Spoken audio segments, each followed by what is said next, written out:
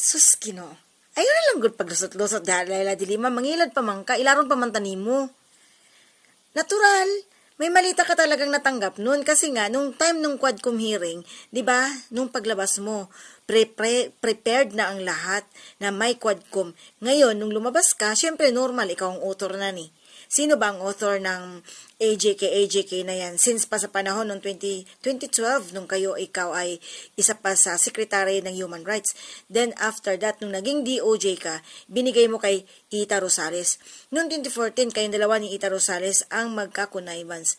At yun yung time na yun na pinapapunta nyo at pinapabisita nyo si Agnes Calamard ng Special Rapporteur. So, kahit anong gawin mong explanation, may kukunik pa rin yun sa'yo dahil ikaw yung author ng lahat eh. Kayong dalawa ni Trillanes ang author ng extrajudicial killings na series na yan. So normal, di kami magtataka kung bakit ikaw at si Trillanes may malita. Kaya sabihin mo, bakit ka nagkakaroon ng malita? Wala pa namang eleksyon nun. Hindi naman kami nun kasi hindi pa naman ako congressman nun. Huwag mo kaming lukuhin. Kayo ang mouth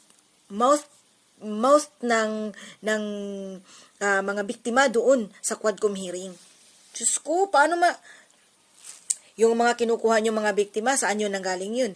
Paano sila magkakaroon ng mga script ng ganun?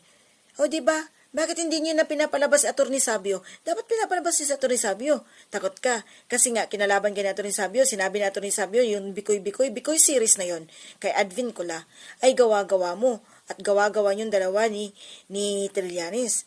Kaya ayaw tanggapin ni Atty. Sabio dahil gawa mo yung script. Aminin mo na. Huwag mo na kaming lukuhin. Magluko ka pa.